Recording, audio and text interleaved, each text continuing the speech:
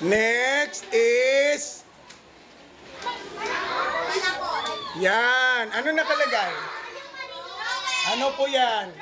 Trowel. Ano po ang gamit niya? Sige nga, pakibasa nga. Renzo, pakibasa nga, Renzo. Ano ang gamit ng trowel, anak?